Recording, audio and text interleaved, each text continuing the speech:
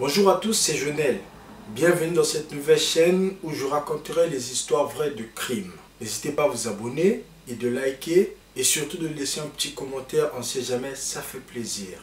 Aujourd'hui pour cette première vidéo, je vais vous raconter l'histoire de Jean-Claude Romand, le docteur Jean-Claude Romand. Vous allez le voir, c'est une histoire complètement dingue de crime.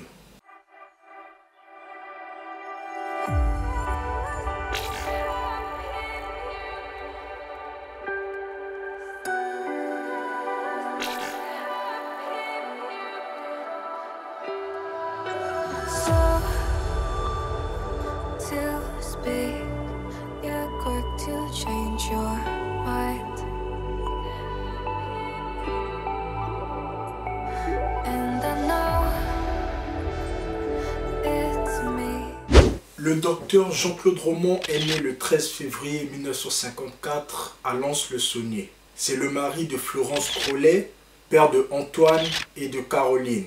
C'est un brillant chercheur en cardiologie, un bon médecin en qui tout le monde fait confiance. Il s'occupe de tout le monde, il rend service à tout le monde, il s'occupe des comptes de la belle famille, il s'occupe des comptes de son beau-frère, de ses parents, bref. Tout le monde faisait confiance à ce médecin car c'est un homme qui gagnait bien sa vie. Qui n'oserait pas faire confiance à un médecin de la famille qui travaille à l'OMS, qui est chercheur en cardiologie, qui travaille à l'université de Dijon. Bref, tout le monde le faisait confiance. Sauf que, le 11 janvier 1993, la maison de la famille Romand est incendiée. Les gendarmes arrivent et ils constatent que tout le monde est mort, sauf le docteur Jean-Claude Romand. Il est donc très vite évacué à l'hôpital de Genève. La femme a un crâne massacré. Caroline et Antoine ont reçu les balles dans le dos. Les gendarmes s'arrangent, ils préviennent vite les proches de la famille qui vont annoncer la nouvelle aux parents. Ils vont avec toutes les précautions possibles car les parents de Jean-Claude Romand sont âgés. Anne-Marie Romand a une maladie cardiaque, donc il faut savoir comment annoncer la nouvelle pour ne pas qu'elle fasse une crise par exemple. Ils arrivent, la maison est fermée, ils enfoncent la porte et ils trouvent que le père et la mère de Jean-Claude Romand ont aussi été massacrés. Ils ont reçu les balles dans le dos. Même le chien de la famille n'a pas échappé au carnage. Alors, tous les regards se tournent vers le docteur Jean-Claude Romand car il est le seul survivant du massacre. Les gendarmes commencent alors à s'intéresser à lui. Pourquoi il est le seul survivant? Ça veut dire qu'il y a quelque chose derrière. Alors, ils essaient de faire l'entourage comme on dit. Ils appellent les proches, ils demandent des renseignements, ils essaient de demander plus de renseignements aux proches de la famille. Et tout le monde a le même langage. Jean-Claude Romand est un homme parfait, c'est un bon docteur, c'est un père aimant. Bref, tout le monde vante les louanges de ce docteur Romand. Mais les gendarmes ne sont pas satisfaits car ils remarquent que les gens ne vont pas plus loin que cela. Les gens ne se limitent qu'à vanter les louanges, dire que c'est un bon docteur, dire qu'il travaille à l'OMS, mais ils ne vont pas en profondeur. Ils s'arrêtent, il y a comme un mur pour dire que oui, le docteur Jean-Claude Romand c'est un homme discret. Ils veulent en savoir plus. Ils veulent en savoir plus et ils retrouvent un contact de Jean-Claude Romand qui est sur Paris. Et ils appellent et c'est le contact qui va changer le sens de l'enquête. Ils appellent donc Chantal, la maîtresse de Claude Romand, qui se met tout d'un coup à pleurer. Elle explique que Jean-Claude Romand lui devait de l'argent, 900 000 francs. Et il avait promis de rembourser cet argent lors du dîner avec son ami Bernard Kouchner. Ils étaient en route vers la forêt de Fontainebleau lorsque Jean-Claude Romand ne se retrouvait plus. Il ne retrouvait plus le chemin. Et il dit il va voir l'adresse exacte qui se trouve dans le coffre. Et il dit par la même occasion, il va offrir un bijou à Chantal. Chantal refuse et après elle finit par accepter. Il lui dit de fermer les yeux pour qu'il lui mette le bijou au cou. Et lorsque Chantal ferme les yeux, il lui pompe le gaz lacrymogène. Il lui frappe avec une matraque et veut l'étrangler avec une corde. Chantal se met à crier. « Mais qu'est-ce que tu fais? Qu'est-ce que tu fais? Pense à mes enfants, dit-elle. Et tout d'un coup, Jean-Claude Romand s'arrête, il commence à pleurer, il dit « Je sais pas qu'est-ce qui m'arrive, c'est à cause de mon cancer de lymphome », dit-il. Il supplie à Chantal de ne pas l'accuser, sinon il risquerait de perdre son poste. Chantal accepte et ils font demi-tour. Il accompagne Chantal, il roule toute la nuit et il arrive à la maison le matin. Les gendarmes comprennent alors qu'ils ont affaire à quelqu'un de dangereux. Car si Claude Romand a pu s'en prendre à cette pauvre dame, il a peut-être pu faire pire. Heureusement, Claude Romand sort du coma. Ils vont vite questionner Claude Romand, d'essayer d'expliquer qu'est-ce qui s'est passé, pour pouvoir comprendre qu'est-ce qui s'est passé.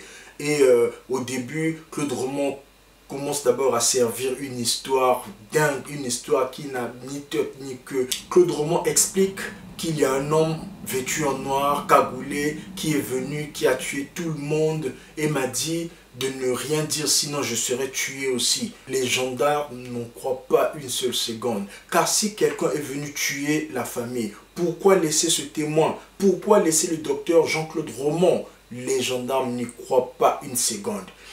Claude Romand comprend alors qu'il n'a plus d'issue. Il doit passer à table, il doit passer aux aveux. Claude Romand explique que tout cela a commencé par une discussion avec sa femme. Une discussion que d'ailleurs il n'explique pas vraiment, il n'est pas vraiment clair, mais il dit juste que c'était une discussion, apparemment il n'était pas content. Il monte avec la femme dans la chambre, puis fracasse le crâne de la femme avec du rouleau à pâtisserie. La femme est morte, il descend, il prend le garçon, Antoine, lui disant de prendre sa température et lui dit de mettre le coussin sur la tête, lui parlant de faire un jeu, un petit jeu. Et il sort sa carabine et lui met 3 balles dans le dos. Il descend ensuite prendre Caroline qui va subir le même sort avec 2 balles dans le dos. Il descend, il reprend sa routine, il va à la boulangerie, il achète du pain, il va acheter des journaux, il passe la journée à regarder la télé, puis il va chez ses parents, il prend un dîner avec ses parents, puis il les massacre à leur tour. Il appelle sur place Chantal, sa maîtresse, pour lui confirmer le rendez-vous et il se rend à Paris. Il roule jusqu'à Paris et nous connaissons l'histoire pour son 6e meurtre qui n'aboutira pas. Il roule jusqu'au matin et il passe la journée à regarder la télé, puis à 22 h, il répand l'essence dans la maison, puis s'endort et à 4 h du matin, il prend les barbituriques et met le feu à la maison. Et voilà le docteur, le gentil docteur qui devient criminel, qui devient meurtrier. Sauf que pendant ce temps, les gendarmes ont fait des renseignements. Ils ont poussé les renseignements plus loin. Ils ont appelé l'OMS pour avoir les renseignements sur l'oiseau. Et à l'OMS, on leur répond qu'il n'y a personne qui répond au nom de Jean-Claude Romand. Ils ont essayé de dire, mais essayez un peu de voir, regardez un peu, est-ce que dans la liste, ils ont dit qu'il n'y a pas de Jean-Claude Romand à l'OMS. Les gendarmes vont alors à l'ICERN et ils se renseignent, pas de Jean-Claude Romand. Ils vont plus loin, ils regardent dans la liste des médecins en France, il n'y a pas de Jean-Claude Romand. Mais que faire alors? Ils vont à l'université de Dijon, on dit qu'il n'y a pas de diplômé Jean-Claude Romand. Mais sauf qu'il y a un Jean-Claude Romand qui s'est arrêté en 2e année de l'université. Tout le monde est choqué. Mais comment est-ce que Jean-Claude Romand a pu tromper son monde? Comment est-ce qu'il a pu vivre avec tous ses proches sans qu'on le connaisse vraiment? Comment est-ce que même sa femme a vécu avec un inconnu? Les parents ont élevé un inconnu. Et alors, si Jean-Claude Romand n'était pas médecin, s'il n'avait jamais eu de l'emploi à l'OMS, s'il n'a jamais eu son diplôme, s'il n'a jamais obtenu son diplôme, mais que faisait-il? Comment pouvait-il avoir un tel train de vie? Comment pouvait-il subvenir à tous les besoins de la famille, de sa famille? Et que faisait-il durant son temps? Car il sortait tous les jours le matin et rentrait le soir. À 8 h 30, il partait en bon père de famille, accompagner les enfants à l'école. Puis il prenait la route de la frontière suisse et il partait officiellement travailler. Sauf que au lieu d'aller dans les bureaux de l'OMS comme tous les autres, lui, il passait son temps dans les bibliothèques, il lisait les revues médicales, il faisait les recherches profondes sur la médecine, il participait aux conférences. Il rentrait parfois tôt pour manger avec les enfants, puis les redéposait à l'école pour repartir travailler. Il expliquait à tous les proches qu'il n'avait pas d'horaire exact, que ses horaires changeaient à tout moment. Donc, parfois, il avait du temps libre. Il anticipait toujours tout pour que les horaires, pour que les proches ne trouvent pas de bizarreries dans tout ce qu'il faisait. Il savait toujours anticiper les choses. Il expliquait à tous ses proches que ses horaires changeaient à tout moment en fait. Il errait au hasard dans les forêts pour tuer son temps et il passait des heures et des heures dans les parkings de supermarchés à lire les revues médicales. Et c'est comme ça qu'il a obtenu des vraies connaissances en médecine.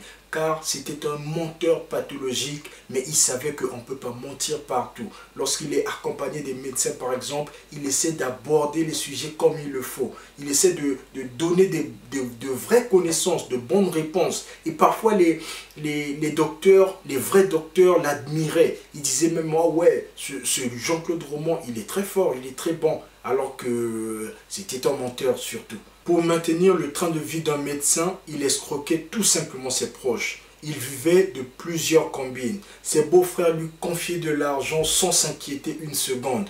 Son beau-père, Pierre Crollet, lui a confié 400 000 francs, toute sa retraite, pensant qu'il allait bénéficier des intérêts, mais jamais. Et lorsque celui-ci a voulu à tout prix récupérer son argent, il a trouvé la mort dans la seule présence du docteur Roman. Les deux beaux-frères de Jean-Claude Roman lui ont confié 15 000 francs chacun. Ils n'ont jamais retrouvé leur argent. Chantal, sa maîtresse, lui a confié 900 000 francs et cet argent ne sera jamais récupéré. Les parents n'ont pas échappé à cela. Ils ont été les plus grandes victimes de Jean-Claude Roman. Il a vidé leur compte. Plus un sou n'était dans leur compte.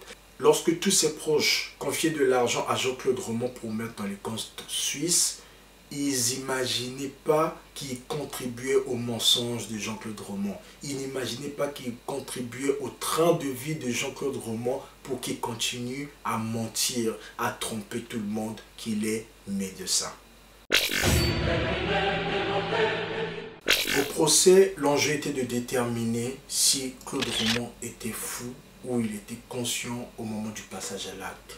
Et l'enquête a pu déterminer que Claude Roman était totalement conscient, car il a planifié pas à pas son acte. Les jerrycans d'essence ont été achetés juste avant le passage à l'acte. Les barbituriques qu'il va avaler et qui vont être retrouvés dans l'estomac de Antoine ont été achetés juste quelques jours avant le crime. Le silencieux a été aussi acheté juste quelques jours avant le passage à l'acte, ce qui montre que Claude Roman était aux abois. Il était aux abois et il a planifié son acte, car tout le monde était derrière lui. Sa femme venait à comprendre que quelque chose se passait, que Claude Roman n'était pas le bon médecin. Elle commençait à avoir des preuves du mensonge de Claude Roman. Les parents avaient découvert que les comptes étaient vidés. Chantal réclamait son argent, ses 900 000 francs. Le docteur Claude Roman était aux abois. Il a planifié son meurtre, il a planifié son passage à l'acte. Il était conscient au moment du passage à l'acte. Il est donc condamné à la réclusion criminelle à perpétuité, assorti d'une peine de sûreté de 22 ans. Il était libérable depuis 2015, mais il fait sa première demande de libération conditionnelle en septembre 2018. Demande qui sera rejetée. Le 25 avril 2019, la Cour d'appel de Bourges accepte sa liberté conditionnelle et il sort de prison le 28 juin 2019 sous surveillance, avec une obligation du port du bracelet électronique pendant 2 ans. Alors c'est ainsi que s'achève notre histoire. Moi je vous dis à très bientôt, le meilleur reste à venir. Surtout bonne année 2021. Bye.